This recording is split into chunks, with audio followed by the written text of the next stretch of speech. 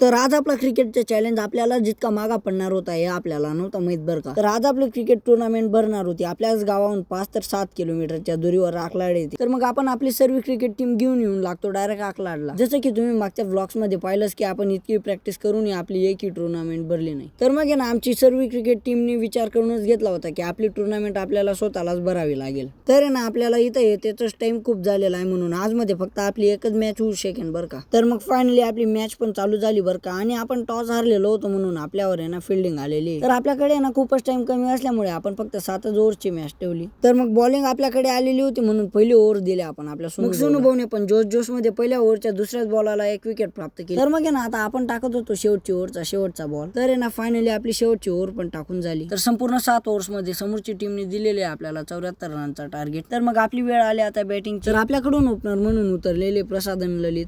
तर समोरची टीमचे पण 3 ओव्हर्स टाकून कंप्लीट झालेले. जसं की तुम्हाला माहितच आहे समोरची टीमने आपल्याला दिलेले 74 रनाचा टार्गेट आणि आपल्या 3 ओव्हर्स मध्ये झालेले फक्त 20. तर ना आपल्याला शेवटच्या 4 ओव्हर्स मध्ये करायचे होते पूर्ण 54 रन. तर फायनली त्यांचे 5 ओव्हर्स टाकून झालेले आहेत आणि 5 ओव्हर्स मध्ये आपले फक्त 40 रन बनलेले आहेत आणि आपले पण आता फक्त शेवटचे 3च विकेट बाकी होती. तर ना फायनली समोरची टीमची 7वी ओव्हर पण टाकून झाली बरं आणि ही मॅच आम्ही फक्त शेवटच्या 24 रनांमुळे हारलो बरं का.